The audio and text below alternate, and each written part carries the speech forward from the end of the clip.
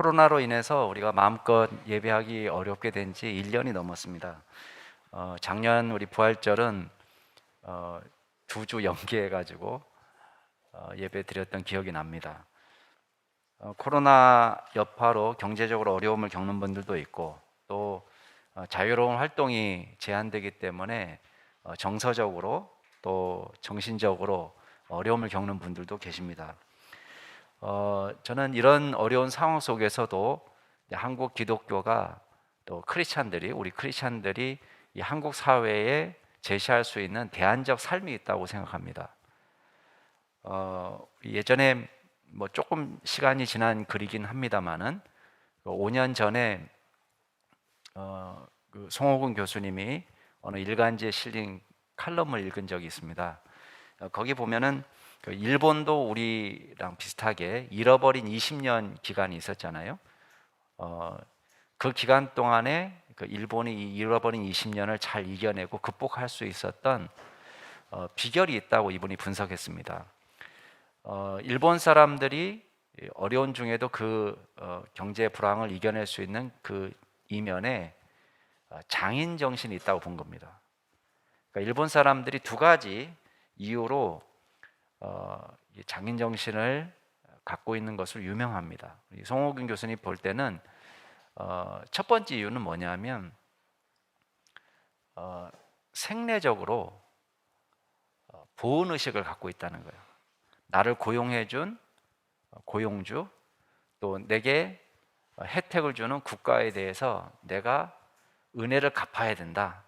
그런 보온 의식이 있다는 것입니다. 그래서 이 보온 의식이 장인 정신으로 표출된다는 것입니다. 두 번째는 뭐 우리도 예전에 그랬습니다만은 일본도 폐쇄적인 전통 사회 속에서 신분을 상승할 수 있는 유일한 비결이 장인 정신을 갖는 거예요.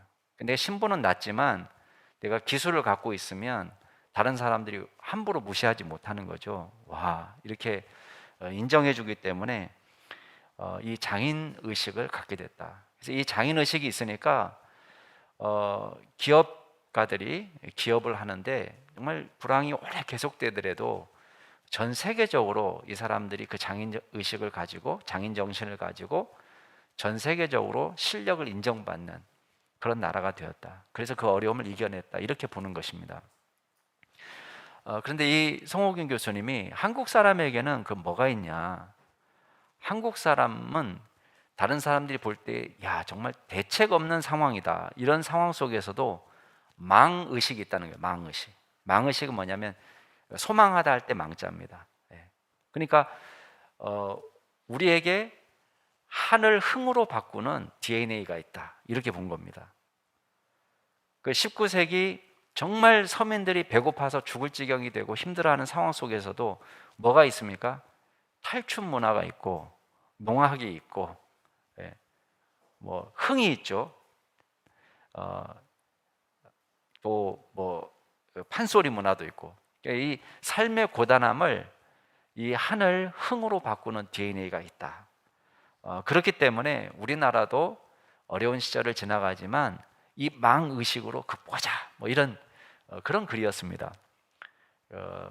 새해를 맞이하면서 쓴 글인데, 그런데 오늘 우리를 보면은 우리 선조들이 가졌던 망의식으로는 극복하기 어려운 그런 절망적인 상황을 느낄 때가 많습니다. 우리 각자가 느끼는 절망의 깊이가 굉장히 크다.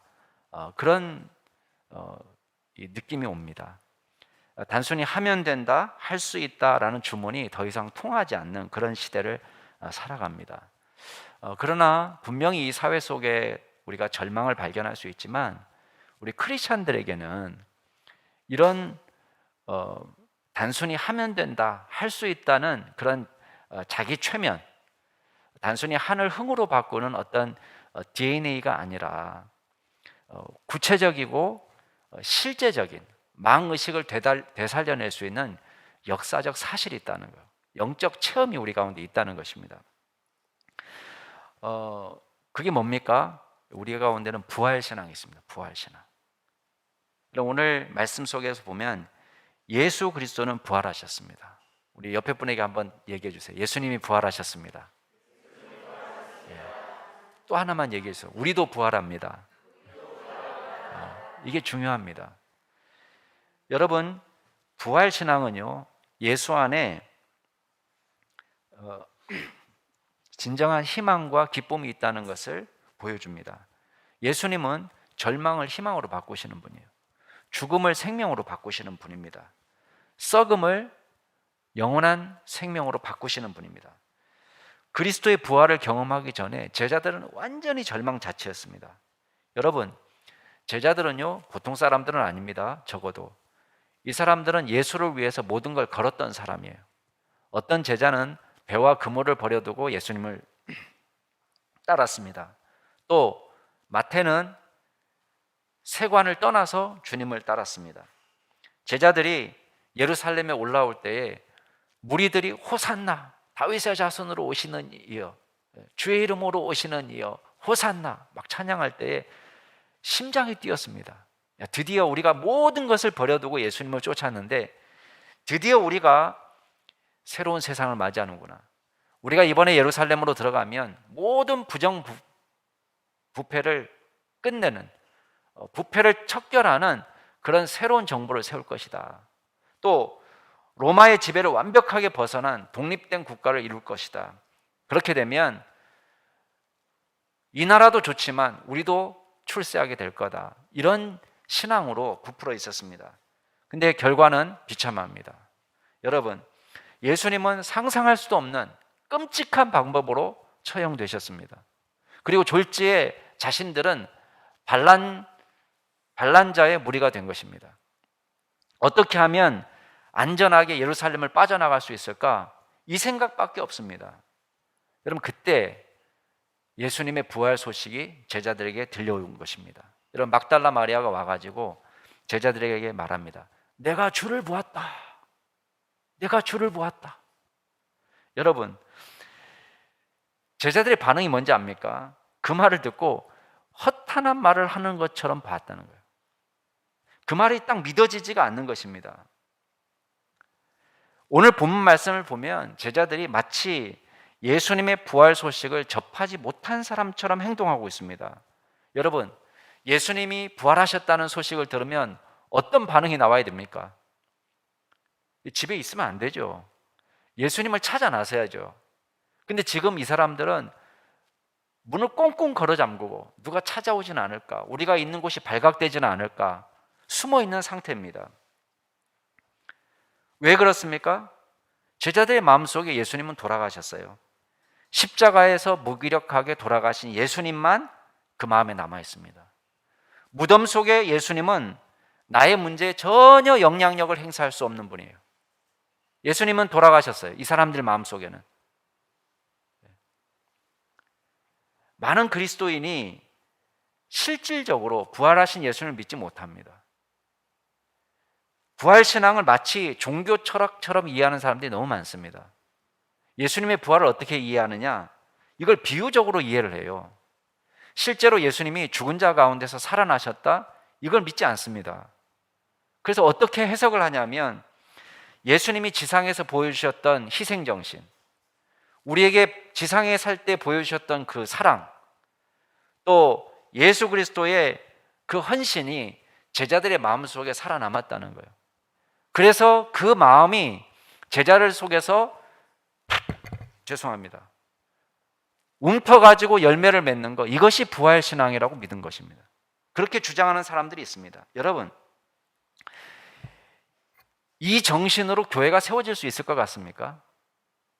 여러분, 이 정신으로 목숨을 걸 수 있습니까? 설명을 못해요. 이걸 설명하려면요, 교회가 세워진 것이 기적이라고밖에 결론이 나지 않습니다. 아니, 어떻게 내 가운데 예수님의 희생정신이 살아있다는 것만 믿고 자기 목숨을 걸 수 있습니까? 여러분, 우리가 그걸 믿고 신앙생활 할 수 있습니까? 어림없는 이야기입니다. 여러분, 초대교회가 우리에게 보여준 증거는 이 제자들이 부활하신 예수님을 실제로 만났다는 사실밖에 우리에게 확증하는 게 없습니다. 예수님의 부활은 실제적입니다. 단순히 영적인 것이 아니고 정신적인 것이 아니에요. 비유적인 것이 아닙니다. 육체적으로 부활하셨습니다. 예수님의 부활체는 초월적 특징을 갖습니다. 여러분 오늘 말씀 한번 다시 보세요. 19절 말씀에 보면은 요한복음 20장 19절 말씀 보면 제자들이 유대인들을 두려워합니다. 그리고 꽁꽁 문을 걸어 잠그고 있습니다. 그런데 예수님께서 닫힌 문과 상관없이 쑥 들어오셔서 제자들 한가운데 서십니다. 초월적 특징이죠. 공간의 제약을 받지 않습니다. 여러분 이런 모습이 누가복음에도 나옵니다. 엠마오 두 제자와 함께 길을 걷고 계십니다. 여러분 제자들은 예수님의 모습을 얼른 알아보지 못합니다. 왜 그랬을까요? 아마 예수님이 옷을 이렇게 후드를 덮어 쓰셔가지고 얼굴이 안 보이게 했을 수도 있습니다. 그러나 제자들은 마지막 예수님의 모습은 십자가에서 끔찍한 모습으로 돌아가시고 차가운 시신으로 십자가에서 내려오시는 모습밖에 못 봤을 거예요. 근데 건장한 남자가 옆에서 걸어가는데 그걸 예수님이라고 볼 수 있었을까요? 저녁에 여관에 들어갔는데요, 함께 떡을 먹는 중에 이 사람들이 영안이 밝아졌어요. 아, 예수님이라는 걸 알아봤어요. 근데 어떤 일이 벌어집니까? 예수님이라는 걸 알아보는 즉시 예수님이 사라지셨어요. 이러한 신비로운 능력은 예수님의 부활체에만 해당되는 게 아닙니다. 저와 여러분의 부활의 모습에 대해서도 예수님이 이렇게 말씀하세요. 여러분 누가복음 20장에 가면 저와 여러분이 앞으로 부활하게 될 때 어떤 모습이 이루어질까? 어떤 사두개인이 예수님께 질문했을 때 예수님이 이렇게 얘기합니다. 저 세상에서는, 자 보세요, 이게 우리 부활에 대한 모습이에요. 저 세상에서 죽은 자 가운데서 부활함을 얻기에 합당한 사람들은 장가가고 시집가는 일이 없다. 그러니까 지금 우리는 육체를 갖고 있기 때문에 남녀의 구분이 있습니다. 그리고 우리는 이 땅에서 자녀를 생산하고 또 서로 사랑하면서 살 수 있도록 시집가고 장가가고 가정을 꾸리고 이런 일이 있습니다. 그런데 그 나라에서는 이런 일이 없고 다시 죽을 일도 없고 우리의 모습이 마치 천사와 비슷하게 된다. 그래서 부활의 자녀로, 하나님의 자녀로 인정받는 삶을 살게 된다라고 이야기합니다. 여러분 부활체는 이 땅에서 살아갈 때처럼 공간의 제약을 받는 것도 아니고 질병이 미치지도 죽음의 힘이 미치지도 못하는 초월적 특징을 갖는 것입니다. 또 한 가지 부활체의 독특한 특징은 그럼에도 불구하고 육체성을 띈다는 거예요. 예수님의 부활체도 분명한 육체적 특징을 띱니다. 여러분 엠마오로 가는 두 제자와 함께 식사를 나누십니다. 음식을 먹는다는 건 엄청난 기쁨과 즐거움이잖아요, 그죠? 천국 가면 먹는 게 모자라지 않을까 그렇게 걱정하시는 분들은 희망을 가지세요. 예수님도 잡수셨어요. 물론 먹지 않아도 배고프지 않겠지만 그 잔치의 즐거움이 있습니다. 보니까 너무 많이 먹으면 살찔까 우린 염려가 되잖아요, 그죠? 그래서 입이 너무 단 사람들은 참 이걸 내 입이 참 저주스럽고 왜 이렇게 쑥쑥 들어가냐 내 배는, 또 내 배가 저주스럽고. 그렇지만 우리가 육체적인 특징을 갖고 아마 천국에서 막 먹어도 이게 살이 찌거나 이런 것, 콜레스테롤 그런 걱정은 없을 것 같아요. 여러분 보세요. 제자들에게 나타나셔서 의심하는 제자들에게 손과 발을 보여주는 거예요. 그리고 내 손과 발을 보고 나인 줄 알아라. 나를 만져봐라. 영은 살과 뼈가 없지만 너희 보는 바와 같이 나는 있다. 이렇게 말씀하세요. 그래도 믿지 못하니까요. 누가복음에 보면 구운 생선 한 토막을 예수님이 잡수셔요. 육체성을 있다는, 보는 게 유령이 아니라는 걸 지금 증명하는 거예요. 우리의 부활도 이와 같습니다. 여러분 저와 여러분의 부활은 단지 영적이기만 한 것이 아닙니다. 부활체는 어떤 약함도 극복하게 합니다. 바울은 이 사실을 이렇게 설명합니다.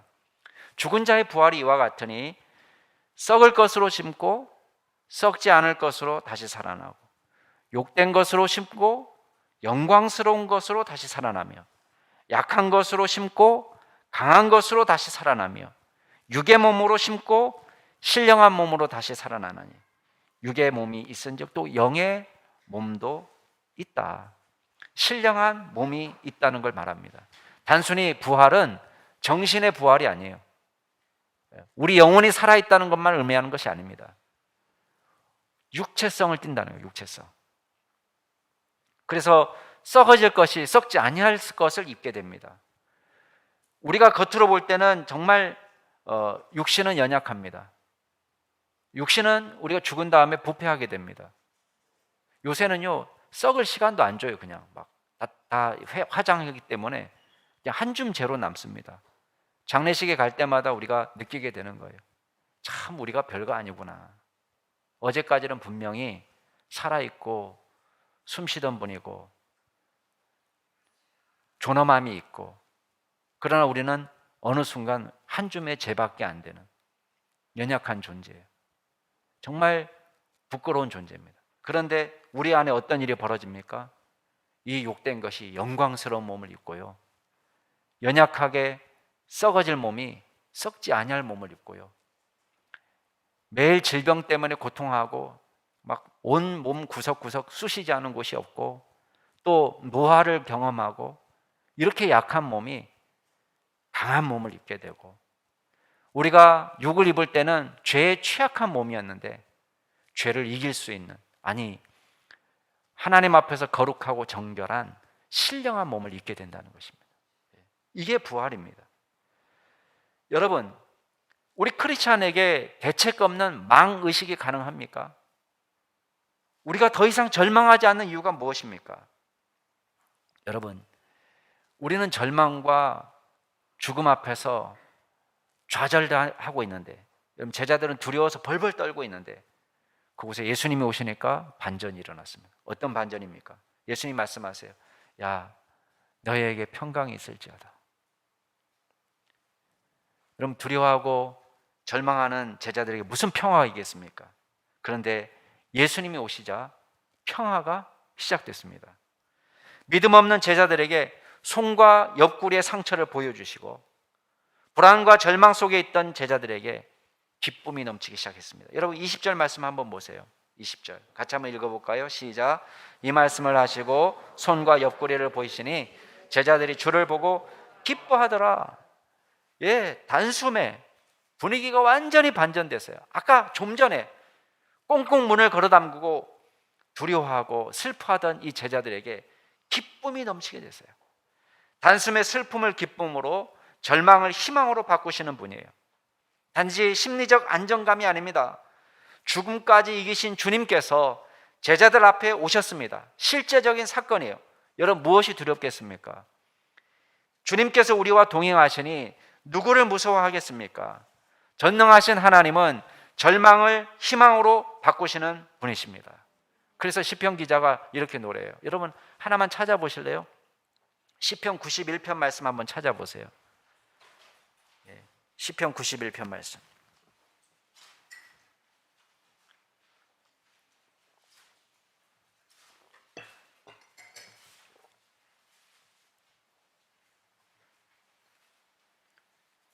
이 시편 기자가 하나님으로부터 받은 응답이에요. 시편 91편 4절 말씀 보세요. 뭐라고 하나님의 응답을 고백하냐면, 여기서 91편 4절이에요. 그는 여기 하나님이에요. 하나님은 너를 그의 깃으로 덮으시리니, 마치 새가 날개를 펴서 보호하듯이 우리를 깃으로 덮으시리니 내가 그의 날개 아래에, 하나님의 날개 아래에 피하리로다. 그의 진실함은 방패와 손방패가 되시나니 너는 밤에 찾아오는 공포와 낮에 날아드는 화살과 어두울 때 퍼지는 전염병, 밝을 때 닥치는 재앙을 두려워하지 아니하리로다. 여러분, 화살이 없다는 뜻도 아니고요, 우리 가운데 공포가 없다는 뜻도 아닙니다. 공포도 있고 화살도 있고 전염병도 있습니다. 우리 가운데 코로나가 있습니다. 크리스찬이라고 예외입니까? 아니에요. 예외 아닙니다. 우리 가운데 코로나도 있고 재앙도 있습니다. 그러나 보세요. 7절 말씀에 보니까 이 재앙이 실질적이에요. 1000명이 내 왼쪽에서 쓰러져요. 그리고 10,000명이 내 오른쪽에서 엎어집니다. 이건 다수가 지금 재앙을 당하고 어려운 상황 속에서 뭐라고 얘기합니까? 이 재앙이 내게 가까이 하지 못하리라. 바로 옆에서 일어나는데 지금 우리는 밤마다 찾아오는 공포로 잠을 이루지 못할 때 있습니다. 소리 없이 퍼지는 코로나의 공포가 있습니다. 백주에 갑자기 닥치는 재앙이 있습니다. 위험은 매우 실제적이고 구체적입니다. 추상적인 게 아닙니다. 사방에서 확진자가 나옵니다. 어려움이 처하는 상황도 생깁니다. 누구나 확진자가 될 수 있습니다. 그런데 우리가 기억할 게 있습니다. 어떤 상황 속에서도 예수 그리스도께서 우리의 희망이요, 예수 그리스도께서 우리의 능력이 되십니다. 그러므로 시편 기자가 받은 응답은 이렇습니다. 여러분 91편 14절 다시 한번 보세요. 이왕 찾았으니까. 하나님이 이렇게 말씀하십니다. 그는 여기서 시편 기자예요. 그죠? 사람이 그가 나를 사랑한즉, 크리스찬이 주님을 사랑한즉 내가 하나님이 그를 건지리라. 그가 내 이름을 안즉, 예수님의 이름을 알았다, 하나님의 이름을 알았다는 건 뭘 의미할까요? 신앙이에요. 신앙을 갖고 있기 때문에 14절 끝에 내가 그를 높이리라. 그가 크리스찬이 우리가 하나님께 간구하리니 내가 그에게 응답하리라. 그들이 환난 당할 때에 내가 그와 함께하여 그를 건지고 영화롭게 하리라. 자, 16절 같이 한번 읽겠습니다. 시작. 내가 그를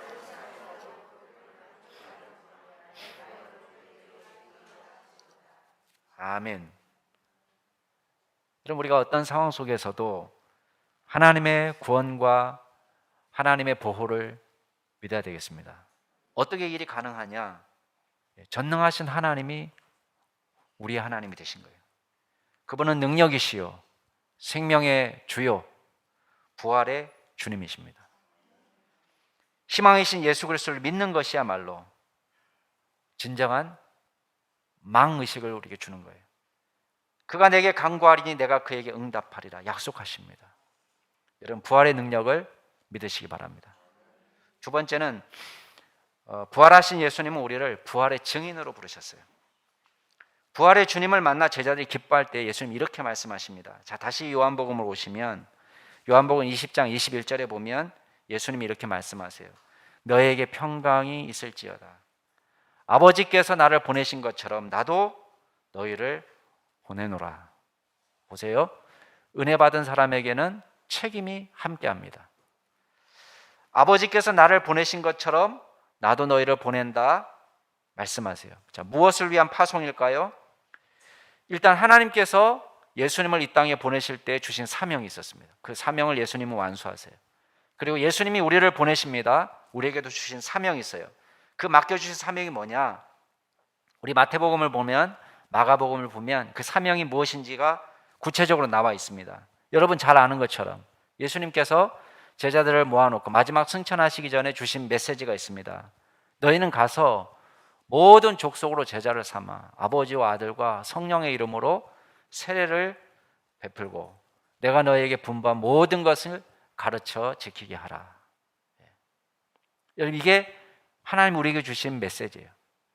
사명입니다. 마가복음도 마찬가지입니다. 온 천하에 다니면서 만민에게 복음을 전하라. 믿고 세례를 받는 사람은 구원을 얻을 것이고 믿지 않는 사람은 정죄를 받을 것이다. 여러분 누가복음도 마찬가지입니다.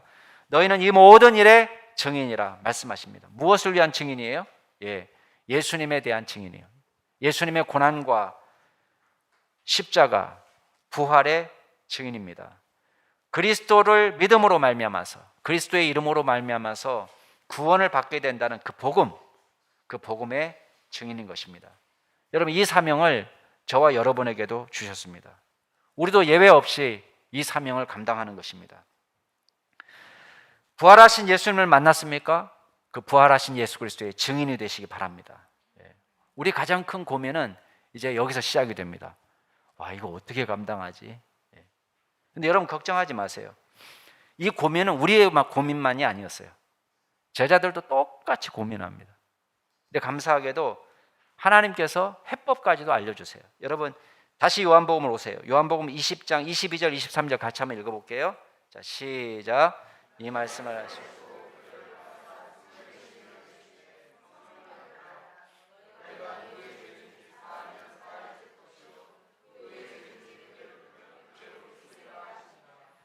아멘. 보세요. 우리 힘으로는 불가능합니다. 그런데 여기서 성령의 능력을 힘입으면 가능하다는 거예요. 그러니까 예수님께서 승천하시기 전에 제자들에게 또 당부하시는 것이 그겁니다. 볼지어다 내가 내 아버지께서 약속하신 것을 너에게 보내리니. 자, 여기서 아버지께서 약속하신 것이 뭐냐? 예, 성령이에요.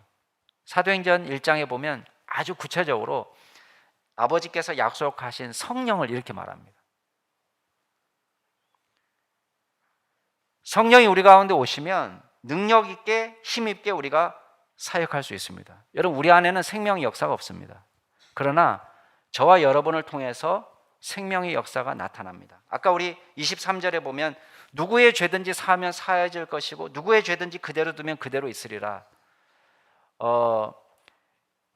이 카톨릭에서는 이 구절을 과하게 해석해서 이걸 사제들에게 주어진 사도권, 그래서 고해 성사를 받아서 죄를 사하는 권세가 자신들에게 있다라고 이야기합니다만은 이 권세는 사제들에게만 준 권세가 아닙니다. 우리 크리스찬들이 복음의 증인으로 살아가는 사람들에게 위임하신 권한이에요. 물론 우리는 죄를 용서할 수 있는 능력은 없습니다. 저와 여러분이 하나님을 대신해서 죄를 용서할 수 있는 권한이 있다는 뜻이 아니에요. 하나님이 우리가 복음을 전할 때 믿고 회개하는 사람에게 하나님께서 용서하십니다라는 말을 우리가 선포할 수 있는, 선언할 수 있는 권한을 우리에게 위임하셨다는 거예요. 복음의 증인으로 살아갈 때에 믿고 돌아오는 사람에게는 용서가 있다는 것을 우리가 선포하는 것입니다. 그리고 믿지 않는 자들에게는 심판이 있다는 것을 우리가 선언하는 거예요. 여러분 우리 자신을 너무 과소평가하지 마세요. 하나님께서는 우리에게 사명 주셨잖아요. 그러면 감당할 수 있는 능력도 능히 주시는 것입니다. 예. 그래서 위대한 전도자는 반드시 학력이 높아야 될 필요도 없고요. 돈이 많아야지 되는 것도 아닙니다. 우리 사역에 열매를 맺게 하시는 분은 하나님이세요. 여러분 전도해 보세요. 그러면요 준비된 영혼이 반드시 있습니다. 예. 여러분 우리가 준비되었기 때문에 되는 게 아닙니다. 우리가 준비되지 않았어도 하나님께서는 준비된 영혼을 여러분 주변에 많이 붙여놓으셨어요. 그래서 우리가 컨디션이 좋기 때문에 우리가 실력이 있어서 또 기회가 있어서라고 아닙니다. 여러분 우리가 지금 갈라디아서를 보고 있는데 갈라디아 교회가 세워질 때도 어떻게 세워졌다는 거예요? 우리 봤잖아요. 앞에서 갈라디아서 4장에서 봤습니다. 바울이 뭐라고 고백합니까? 내가 처음에 육체의 약함 때문에 너희에게 복음을 전한 기회를 얻었다 이렇게 고백하잖아요. 그리고 여전히 바울 안에 뭐가 있었습니까? 내 육체에 시험거리가 있었다는 거예요. 우리는 그거를 질병이라고 지금 짐작하고 있습니다만은 시험거리. 야, 저 사람이 저 하나님의 종 맞아? 왜? 지금 바울이 처한 상황은 너무 안 좋아 보이는 거예요. 근데 어떤 일이 벌어집니까? 연약함에도 불구하고 교회가 세워지는 거예요. 초대교회 사마리아 선교도 비슷합니다. 여러분 사도행전 8장에 가면 사마리아 지역에 복음이 증거되는데요. 예루살렘 교회가 열심히 기도해가지고 또 작전 세워가지고 좋은 사도들을 파송해가지고 사마리아 선교가 시작된 게 아닙니다. 엉겹결에 예루살렘 교회가 너무 핍박을 많이 받는 거예요. 그래서 놀래가지고 다 피난 갔습니다. 피난. 어디로 피난 갔느냐? 사마리아 지역으로, 이방 지역으로 막 피난 갔어요. 근데 그 피난 가서 보니까 집도 떠나고 밭도 놓고 오고 집도 두고 오고 정신없이 도망와서 지금 남의 동네 왔어요. 근데 거기서 복음을 전했는데요. 사마리아 지역에 교회가 세워진 거예요. 안디옥까지 갔는데 일부는 유대인들 같은 유대인들끼리만 전도했는데 일부가 이방인들에게 전도했어요. 그래서 세워진 게 안디옥 교회예요. 여러분, 우리는 준비됐기 때문에 된 게 아닙니다. 우리는 연약하지만 저와 여러분을 통해서 주의 역사가 일어납니다. 다만 성령의 사람이 되시길 바랍니다. 그러면 하나님께서 여러분을 사용하실 것입니다. 부활을 분명히 신앙하십시오. 예수 안에서 기뻐하십시오. 그렇다면 우리를 부활의 증인으로 사용하실 것입니다. 자, 마지막으로 부활하신 그리스도께서 우리 삶의 주인, 우리의 하나님이심을 인정하시기 바랍니다. 여러분, 사람들은 믿는다고 하면서 실질적인 무신론자로 살아가는 경우가 많습니다. 여러분 잘 보세요. 진짜 천국 있는 걸 믿는 사람들인가? 부활을 믿는 사람들인가? 정말 하나님께서 사망을 이기시고 우리의 주인 되셨다, 우리의 삶의 주인이시고 우리의 하나님이시다, 이걸 진짜 믿는가? 여러분, 예수님을 존경하는 것만으로는 모자랍니다. 존경하는 거는요, 믿음이 없어도 존경할 수 있습니다. 근데 존경하는 것이 아니에요. 기독교는 예수님을 나의 주로, 나의 하나님으로 믿는 것입니다. 오늘도 부활하셔서 우리 인생에 구체적으로 관여하시는 인생의 주인으로 믿는 것입니다. 박물관의 박제가 아니에요. 성화 속의 그림이 아닙니다. 예수님은 오늘도 저와 여러분에게 역사하시는 분이에요. 많은 사람들이 주일날 하루 교회 오는 것으로 내 신앙생활을 다 했다고 생각하는 썬데이 크리스찬들이 많습니다. 제가 아는 목사님의 사모님이요, 전문 시인은 아니지만 재미있는 시를 하나 썼습니다. 제가 시를 하나 읽어드릴게요. 제목은 하나님 우등상 주세요. 그게 시 제목입니다. 1년 52주 예배 참석, 황사 날고 바람 거세고 눈빛 뿌리는데 쉽지 않은 일이지요. 개근상으로 퉁치지 마시고 과연 영과 진리로냐 따지지 마시고 기껏 예배 빠지지 말라는 십자가 아니야 항변하지 마시고 부상은 이 요동치는 세상에 만사형통 부탁드려요. 이게 시예요. 여러분, 우리 신앙이 여기에 그치지 않습니까? 눈비하고 황사 나라도 주일날 예배 잘 드렸으니까 만사형통 부탁드려요.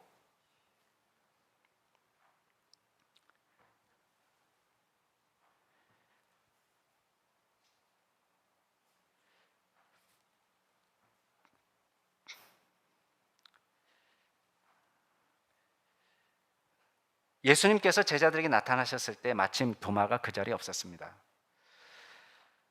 다른 제자들이 우리가 주님을 보았다 이렇게 말하니까요, 도마가 믿을 수가 없는 거예요. 우리는 야, 도마 참 의심 많다 이렇게 비난하기 쉬운데 사실은 도마나 다른 제자들이나 비슷합니다. 우리가 주님을 보았다, 어디서 들었던 얘기 아니에요? 앞에서 막달라 마리아가 내가 주님을 보았다 하고 똑같은 단어예요. 다만 단어는 똑같은데 다른 거는 인칭만 달라요.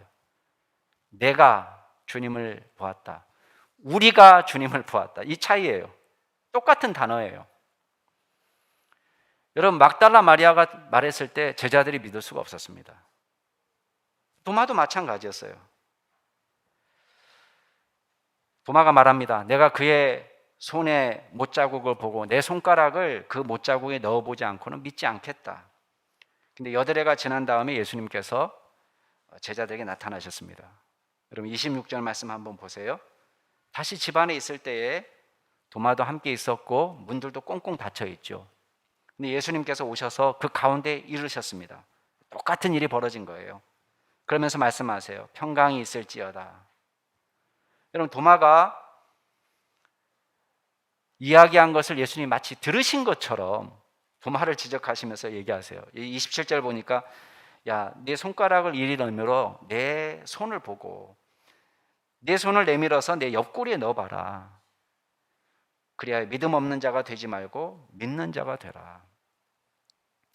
그럼 도마가 손가락을 넣어 봤겠습니까? 안 넣어 봤겠습니까? 나는 기어코 한번 넣어 봐야 되겠다. 그건 아니죠. 도마가 믿었습니다. 뭐라고 대답하냐면 28절 같이 한번 읽어볼까요? 시작. 도마 대답하여 이르시되 나의 주님이시여 나의 하나님이시니이다. 예, 이게 도마의 고백이에요. 나의 주님, 나의 하나님.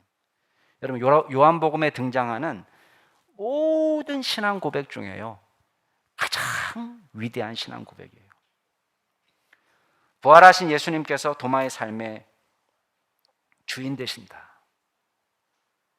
예수님께서는 다름 아닌 살아계신 하나님이시다 라고 고백한 것입니다. 여러분은 예수님을 누구로 신앙하십니까? 마음씨 좋고 실력 있는 의사? 사회적 약자를 돌봐주시는 사회복지가? 말씀을 잘 가르치는 교사? 물론 다 예수님이 보여주신 모습입니다. 그러나 어느 것 하나 예수님을 완전히 표현하는 게 아닙니다. 예수님은 저와 여러분의 인생의 주인 되십니다. 그리고 우리를 다스리시는 하나님입니다. 여러분 여호와 증인도 예수님 얘기합니다. 그러나 여호와 증인은 이걸 믿지 못해요. 여호와 증인이 주장하는 것은 예수님이 당신 입으로 당신 자신을 하나님으로 이야기한 적이 없다는 거예요. 정말 그렇습니까? 제가 이 구절을 얘기해 줬어요. 도마가 나의 주 나의 하나님이라고 고백할 때 예수님 뭐라고 얘기하세요? 예끼놈, 신성모독 이렇게 얘기 안 하셨어요. 예수님은 이것이 도마의 신앙만이 아니라 저와 여러분 예수를 믿는 모든 사람의 신앙 고백이어야 된다라고 이야기하십니다. 29절에 뭐라고 얘기하세요? 예수님께서 말씀하십니다. 너는 나를 본고로 믿느냐? 여러분 도마의 신앙을 칭찬하시는 거예요. 보지 못하고 믿는 사람은 복되다. 좋은 신앙 고백이다. 그러나 이 신앙 고백을 나를 보지도 못하고 만지지도 못한 사람이 고백할 수 있다면 이 사람은 복된 사람이다 라고 말합니다. 여러분 저와 여러분이 이 사실을 믿는 복된 사람이 되기를 바랍니다. 예수님은 우리의 주님이시고 우리의 하나님이 되십니다. 염려하지 마세요. 저와 여러분의 삶에 구체적으로 역사하십니다. 사랑하는 성도 여러분, 자, 예수님은 부활하셨습니다. 예, 그리고 우리도 부활합니다. 그리고 생명의 주인께서 저와 여러분에게 능력을 주시는 하나님이 되십니다. 베크비스 피더만 신드롬이라는 게 있습니다. 베크비스 피더만 신드롬. 이게 뭐냐면 우리 장기가 비정상적으로 계속 자라가는 거예요. 그러니까 혀는 자라면 안 되잖아요, 그죠? 혓바닥이 입 안에 있어야 되잖아요. 근데 혀가 막 계속 자라가는 거예요. 간이 계속 자라버리는 거예요. 이러면 어떻게 되겠습니까? 이게 희귀병이거든요. 어떻게 살겠습니까? 이건 비정상적인 질병이에요. 근데요, 아기가 뱃속에서 자라지 않고 가만히 위처럼, 간처럼 어느 정도만 자라고 가만히 있으면서 튀어나올 생각하지 않으면 어떻게 되겠어요? 그것도 병이죠. 여러분, 엄마 뱃속의 아이는요, 뱃속에서 세포 분열을 하면서 자라나갑니다. 일정 기간이 지나면 눈이 생기고 귀가 생깁니다. 손가락 5개가 생기고 하필 10, 발가락이 생기고 손과 발이 자랍니다. 무엇을 위해서입니까? 뱃속에서 영원히 사는 위는 손이 없습니다. 발이 없습니다. 필요도 없습니다. 아기가 뭘 준비하는 거예요? 엄마 뱃속 바깥의 세상을 준비하는 거예요.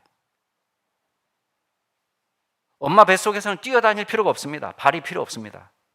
근데 이 아이가 나와서 살아가게 될 새로운 세상을 준비하는 거예요.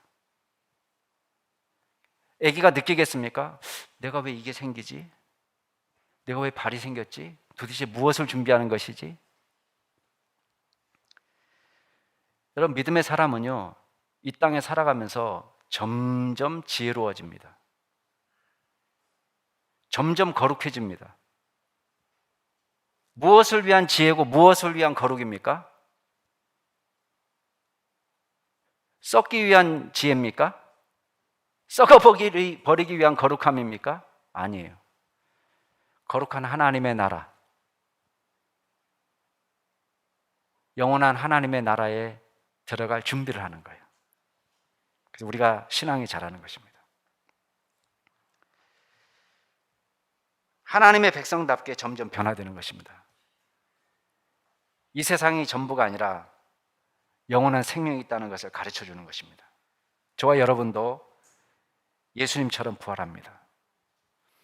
절망적인 상황에서 부활의 소망 되시는 예수님을 바라보시기 바랍니다. 부활의 예수님께서 나의 하나님이 되시고 내 인생의 주인 되십니다. 모든 절망적인 상황을 극복하게 하신다는 그 귀한 믿음으로 이 땅에서 부활의 증인으로 살아가시기를 주의 이름으로 축원합니다. 기도하겠습니다. 존귀하신 하나님, 나의 주, 나의 하나님이 되심을 찬양합니다.